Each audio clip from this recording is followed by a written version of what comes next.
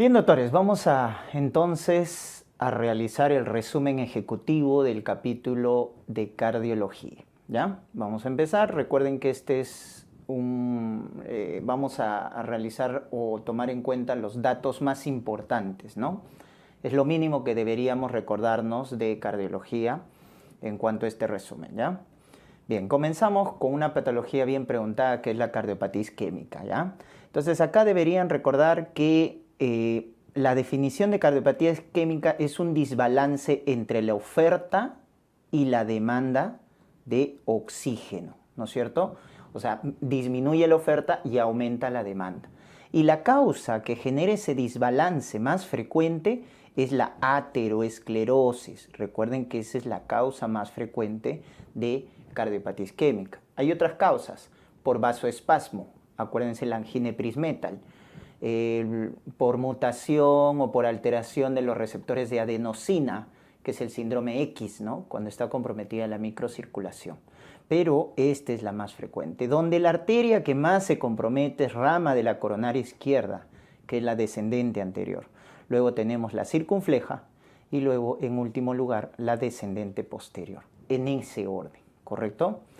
Recuerden que el diagnóstico de cardiopatía isquémica es eminentemente clínico. Doctores, es un diagnóstico clínico. Entonces, esa manifestación clínica de dolor isquémico del miocardio es la angina, ¿verdad? Esta angina, tienen que recordar de semiología, que es un dolor de tipo opresivo, es un dolor en la región retroesternal, ¿no? O precordial también les dicen, que se irradia, como están viendo, a la zona de la cara interna del brazo izquierdo, o a la mandíbula, o al epigastrio, o a la zona interescapular, ¿no? En la parte posterior. Tiene esa irradiación. Dolor opresivo, retroesternal, con esa irradiación, debemos descartar una angina. Por eso el contexto clínico es muy importante. Te van a decir abuelito, ¿no? Varón principalmente, recuerden que el varón tiene más riesgo, mayor de 50 años, ¿ya? Entonces, adulto mayor, varón, que tiene factores de riesgo cardiovasculares mayores, ¿no? Tenemos ahí la diabetes, la hipertensión, paciente fumador, paciente dislipidémico. Entonces, te dan ese contexto. Adulto mayor, diabético, hipertenso, fumador, dislipidémico con un dolor opresivo retroesternal que aumenta con el esfuerzo. Tú debes descartar angina, ¿ya? Muy bien. Ese es el contexto clínico. Ahora vayamos con las variantes. Recuerden que la cardiopatía isquémica tiene una forma crónica y una forma aguda, ¿verdad? La forma crónica vamos a denominarlo, ¿no?, como angina estable. Esa es la forma crónica. Mientras que la forma aguda se llama síndrome coronario agudo. Acuérdense, el famoso SICA, ¿no? O enfermedad coronaria aguda. Entonces, esas son las dos variantes. En cuanto a la angina estable, recuerden que esta angina estable se produce por una placa de ateroma. Quiero que se fijen en el gráfico. Miren esa gruesa capa fibrosa que rodea al núcleo lipídico. ¿Se dan cuenta? Entonces, esa gruesa capa de fibra de colágeno que recubre el núcleo lipídico hace que esta placa sea estable, es decir, que no se va a romper. Entonces, la obstrucción que está generando al flujo coronario es lenta, es progresiva, empieza a funcionar la circulación colateral. Por lo tanto, la manifestación clínica va a ser de esa manera, pues, doctores. Va a ser progresiva, ¿no? Porque es una placa estable, una gruesa capa fibrosa, ¿correcto? Ya está. Cuando a ti te digan cómo diferencio la angina estable luego de la angina aguda, que vamos a ver que es la inestable, es que la angina estable dura menos de 20 minutos. Se desencadena con el esfuerzo y calma con el reposo o con los nitratos. Esa es la característica de la angina estable, se mantiene estacionaria y dura menos de 20 minutos, se desencadena por el esfuerzo, ya sea físico o mental, y calma con el reposo o los nitratos. Pero sobre todo el tiempo, acuérdense, menos de 20 minutos. Entonces esa angina que se reproduce con el esfuerzo y que no progresa, se llama angina estable. ¿Estamos? Muy bien. Para el diagnóstico de la angina estable vamos a utilizar, acuérdense, las pruebas funcionales. Estas pruebas funcionales solo se utilizan en la forma crónica. Están contraindicadas en la forma aguda, porque estamos viendo la angina estable. Pruebas funcionales como lo que están viendo, que es la ergometría o test de esfuerzo. También tenemos el ecocardiograma de esfuerzo, o el más sensible y específico, que es la gammagrafía de perfusión. Gammagrafía de perfusión, donde se utilizan radioisótomos como talio 201 o tecnesio 99, ¿correcto?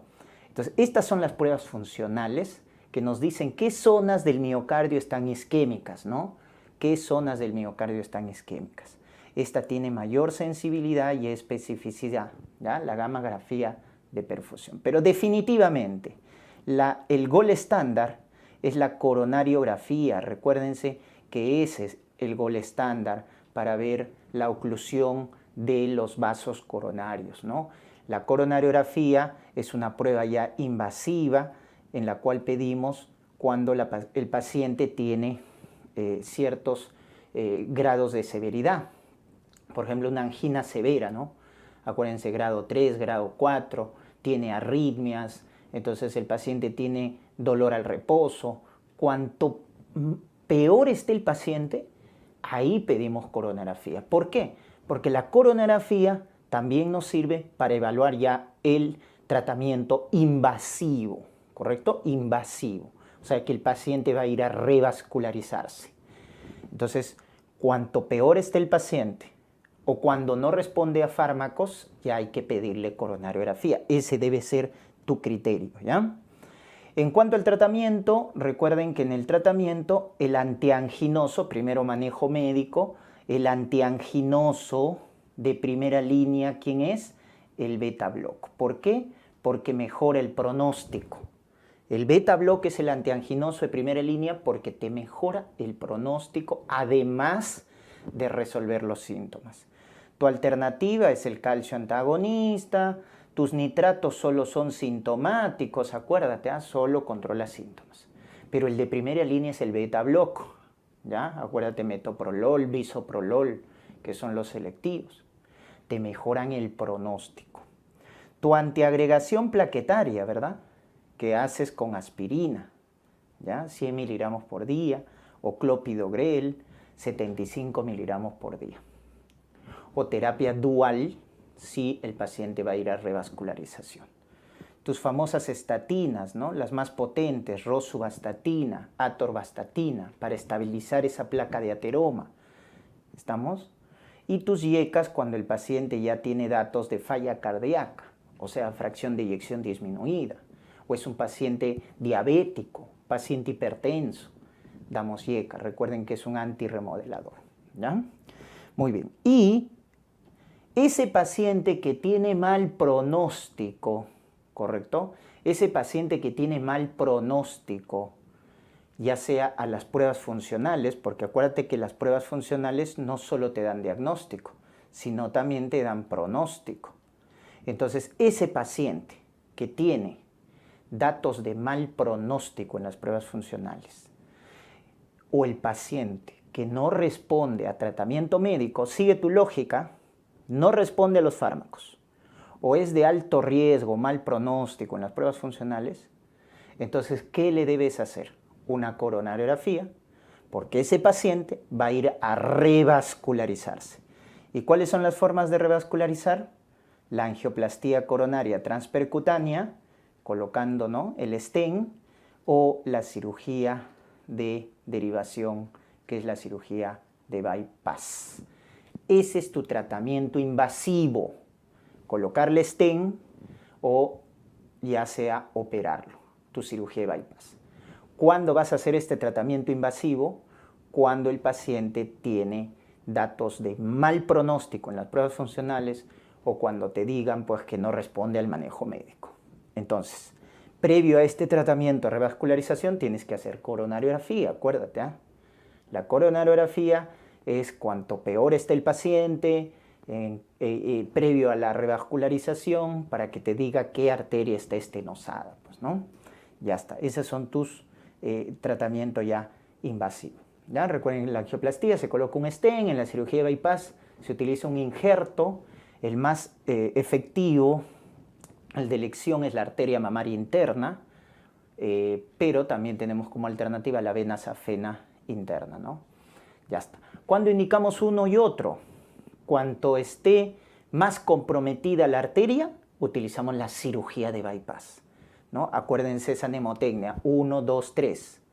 1, cuando está comprometida la arteria coronaria izquierda. ¿Más de cuánto? Más del 70%.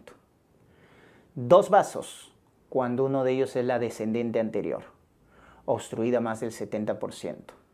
En paciente diabético o con falla cardíaca. O lesión de 3 vasos, multivasos. Cuando tengas esa regla, ahí le mandas a cirugía de bypass. Si no cumple esos criterios, angioplastía. Te quedas con angioplastía. ¿Estamos? Ya está. Entonces tienes que acordarte la reglita 1, 2, 3, ¿no? Muy bien. Luego tenemos acá la forma aguda. Y en la forma aguda, quiero que te acuerdes que acá, en la fisiopatología, miren que la placa de ateroma es delgadita, su capa fibrosa.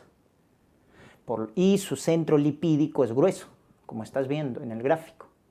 Por lo tanto, esta placa es vulnerable. Es una placa inestable, porque en cualquier momento se va a romper.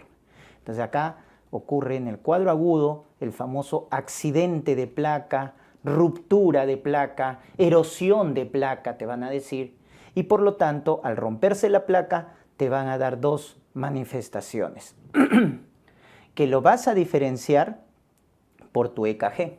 En uno no se eleva y en el otro se eleva. ¿Qué cosa? El segmento ST. Recuerda que la onda T, isquemia. Segmento ST, lesión. Onda Q, necrosis. Lo que estamos viendo acá es el cambio en el ST. Entonces vas a tener tu SICA, ST no elevado, y tu SICA, ST elevado. Por eso es que tu electrocardiograma es tu prueba inicial importante que debes pedir en los primeros 10 minutos. Estamos en los primeros 10 minutos para diferenciar si es ST no elevado o ST elevado. Entonces, en el ST no elevado, ¿qué es lo que pasa? Miren que lo que va a pasar acá es que se rompió la placa y se forma un trombo. Miren, ahí estoy rodeando el trombo. Ahí está el trombito. Es decir, ha hecho una oclusión parcial, ¿correcto? Parcial. Y ese trombo, sobre todo, es a base de plaquetas. Pero hay una oclusión parcial porque todavía hay luz acá. Miren, hay luz. En cambio, cuando el ST se eleva, acuérdate que acá miren qué ha pasado. Se rompió la placa y miren el trombo. Ha hecho una oclusión total. Ahí se eleva el ST, cuando la oclusión del vaso es total. Y el trombo es a base de fibrina. Fibrina. O sea, es un trombo más duro, ¿no? Y hecho una oclusión total. Por eso el ST es una elevado, es una emergencia cardíaca. Entonces miren la diferencia. ¿Cómo vas a diferenciar esto, no? Oclusión parcial a base de plaquetas y oclusión total a base de fibrina. En el electrocardiograma. Porque acá tu ST no se eleva, miren. Te pueden decir cualquier alteración, ¿eh? Te pueden decir hasta un EKG normal. O te pueden decir onda T negativa. O te pueden decir infradesnivel, como están viendo ahí. Infradesnivel, o sea, hacia abajo. Cualquier alteración, menos elevación del ST. Porque si te dicen elevación del ST, acuérdense la carita triste, cóncavo hacia abajo, eso ya es ST elevado, pues, ¿no? Entonces, en el no elevado es o EKG normal, o onda T negativa, o infradesnivel del ST, lo que quieras. Eso es ST no elevado. En el otro es elevación de ST, cóncavo hacia abajo, o hay una arritmia que oculta la elevación del ST, que es el bloqueo completo de rama izquierda. Por eso es lo mismo. ST elevado o bloqueo completo de rama izquierda son sinónimos, acuérdate. Entonces indica mal pronóstico. Ya está. ¿Cuál es tu segundo examen en un cuadro agudo? Tus enzimas, tus biomarcadores. Acuérdense que las más sensibles y más específicas, ¿quiénes son? Las troponinas. Son las de elección para diagnosticar infarto, para diagnosticar necrosis. La primera en elevarse, mioglobina. La que sirve para reinfartos, la CPK-MB. Ya está. Luego tenemos TGO, LDH, la última en elevarse. Pero la que te debes acordarte es definitivamente las troponinas, porque son las más sensibles y más específicas. ¿Estamos? Entonces, recién cuando a ti te digan troponinas positivas, marca infarto. Marca infarto.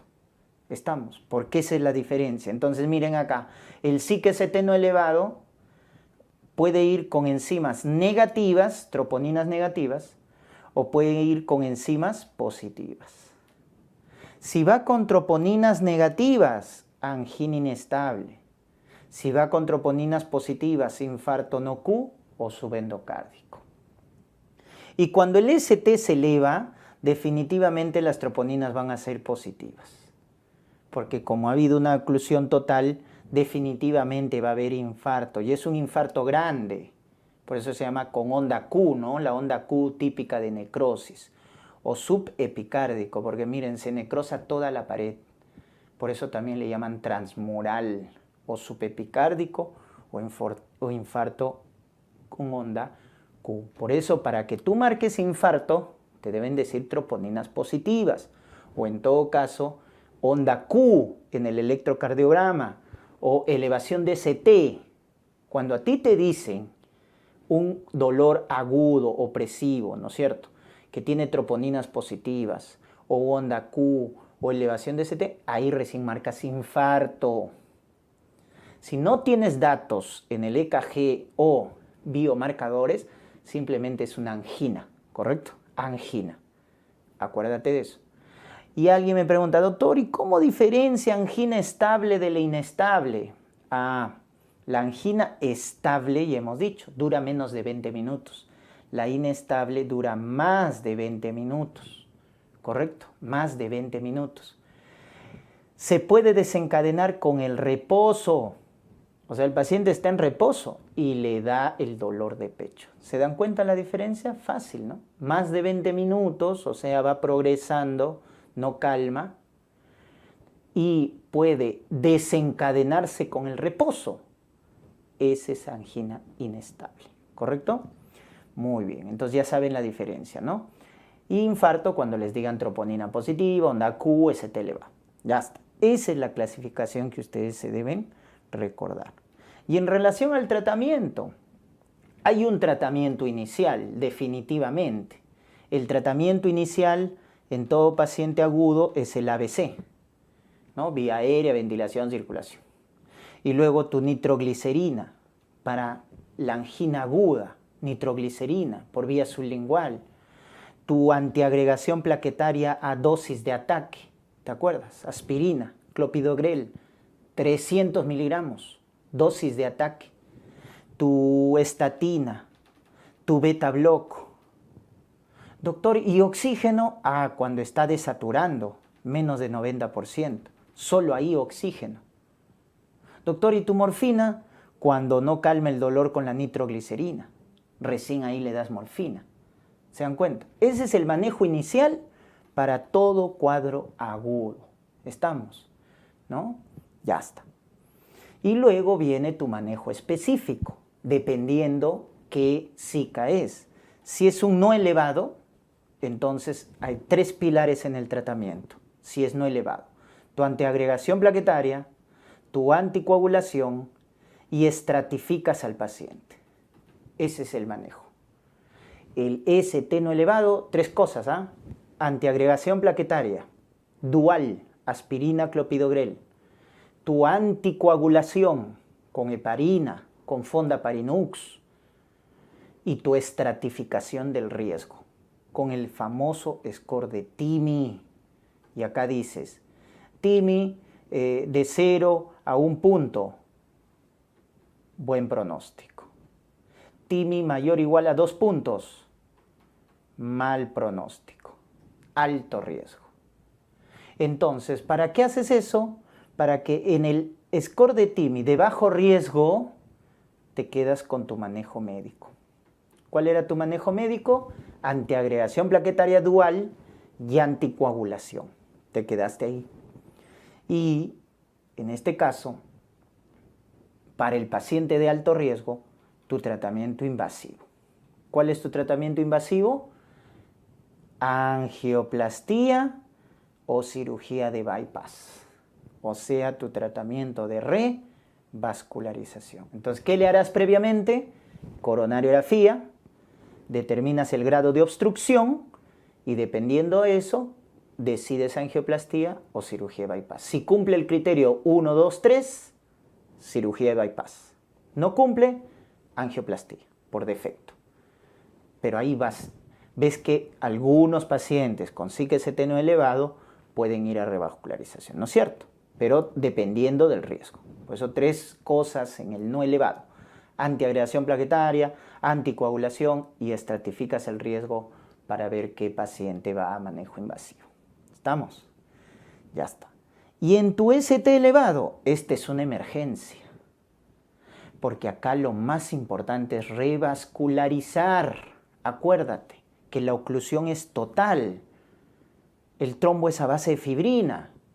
Entonces acá lo más importante es revascularizar. Por lo tanto, tu tratamiento de elección acá específico, ¿cuál es? La angioplastía. Ese es el tratamiento de elección, que idealmente lo debes hacer en las primeras 2 horas. Pero como nuestro sistema de salud es imperfecto, terapia fibrinolítica como alternativa, lo más precoz, en los primeros 30 minutos. Alteplas, Tecnecteplas, ¿no? Que son los activadores del plasminógeno tisular. Igual la ventana terapéutica es hasta 12 horas, recuerden, hasta 12 horas.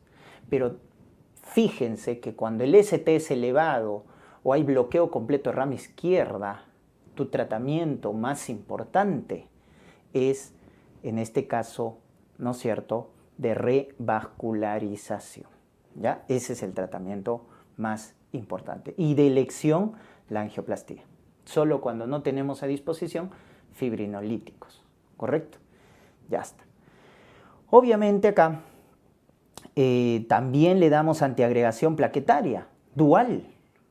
Tu aspirina clopidogrel o tu aspirina prasugrel. Tu anticoagulación también se utiliza heparina, fondaparinux. O sea, es el tratamiento del ST no elevado, ¿no? Antiagregación plaquetaria, anticoagulación, solo que le aumentas la revascularización. O sea, en el ST elevado esto es lo diferente, ¿correcto? La terapia de reperfusión, de revascularización, ¿ya? Muy bien.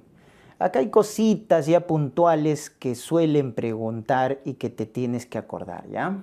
Por ejemplo, cuando un ST esté elevado, te indican qué cara del corazón se está infartando, ¿correcto? Por ejemplo, si se eleva el ST en B1 a B4, te da el infarto más frecuente, ¿no? El anteroseptal, porque se ha ocluido la descendente anterior. Es el más frecuente, anteroseptal. Luego tienes cuando se eleven D2, D3, ABF. Si yo te digo que se eleva ahí, ¿tú qué me dices? Cara inferior o diafragmática. ¿Quién se ha ocluido? Descendente posterior. Y si yo te digo se eleva en B5, B6, lateral bajo. D1 a BL, ¿tú qué me dices? Lateral alto, ¿verdad? Lateral, bajo o alto, es por compromiso de la circunfleja. O sea, que la elevación del ST te indique qué cara del corazón se está infartando. Contraindicaciones para fibrinólisis, te lo han preguntado, ¿no? A veces al paciente sí o sí le tienes que llevar a angioplastía, que es el tratamiento de elección. ¿Estamos? Y tiene contraindicaciones para fibrinolíticos. Entonces, ¿cuáles son esas contraindicaciones para fibrinólisis? Mayores: accidente cerebrovascular hemorrágico o isquémico en los últimos 3 meses. Disección de aorta, ¿correcto? Hemorragia activa, ojo, sangrado activo, ¿ya? Neoplasia intracerebral o malformación vascular, un aneurisma cerebral, etc. Neoplasia o malformación vascular en el cerebro. Contraindicación absoluta, ¿correcto? Traumatismo encéfalo-craneano severo. Entonces recuerda las contraindicaciones absolutas para fibrinólisis. Todas las demás serán relativas, ¿no? Todas las demás, ¿ya? Muy bien, eso acuerda. ¿Y de qué se muere un paciente con infarto, doctores? Si te preguntan, la causa más frecuente de muerte es las arritmias. Causa más frecuente de muerte precoz o extrahospitalaria, ¿no? Porque le da el infarto en su casa y se muere en su casa. Arritmias. Si te dicen la causa de muerte tardía o intrahospitalaria, llega al hospital, igual se muere, las causas mecánicas. Y ahí está la falla cardíaca como principal causa de muerte tardía o intrahospitalaria. ¿Ya? Muy bien. Y finalmente, el pronóstico. ¿Cómo evalúas el pronóstico? Con tu score de KILIP, ¿verdad? El KILIP, que es clínico radiológico. Tienes que acordarte, te pueden preguntar, ¿no? KILIP 1, asintomático. KILIP 2, crépitos en las bases. Acuérdate del KILIP 3, edema agudo de pulmón. Le tendrás que dar furosemida, pues, ¿no? Oxígeno. Y 4, que es el shock cardiogénico, en el cual ya utilizarás sinotrópicos como norepinefrina, dobutamina, etc. ¿Ya? O sea, acuérdate de KILIP.